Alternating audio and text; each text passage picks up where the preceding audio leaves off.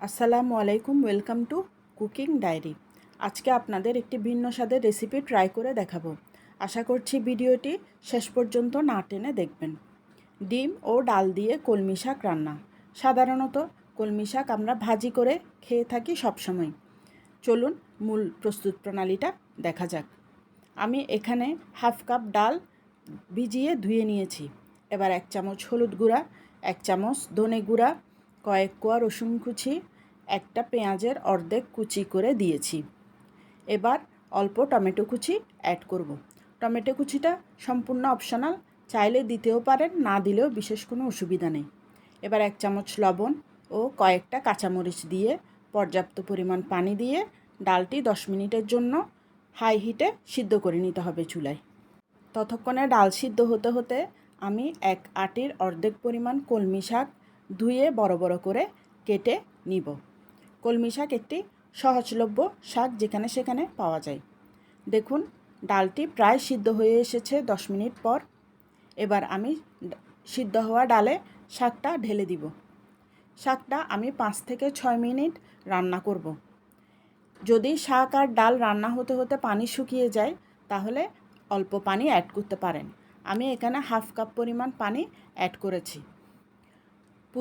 পুঁই শাক ও পাট শাক দিয়েও এই রেসিপিটা করা যাবে। শাক যেহেতু আমরা প্রায় সময় খেয়ে থাকি, একটু স্বাদে ভিন্নতা আনার জন্য এই ধরনের রেসিপিগুলো আমরা ট্রাই করে দেখতে পারি। এবার শাক ও ডাল হয়ে গেলে 2টা ডিম আমি এর মাঝখানে দিয়ে দিব। আপনারা ডিমের পরিমাণ কম বা বেশি দিতে পারেন। ডিম 2 মিনিটের মতো করে রান্না করে এবার নেক্সট প্রক্রিয়ায় চলে যাব।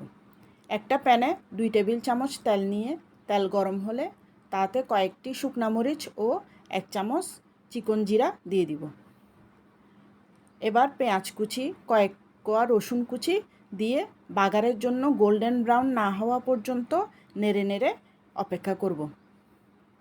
এই পর্যায়ে পেঁয়াজ ও রসুন যাতে পুড়ে না যায়, সেজন্য ভালোভাবে নাড়তে হবে।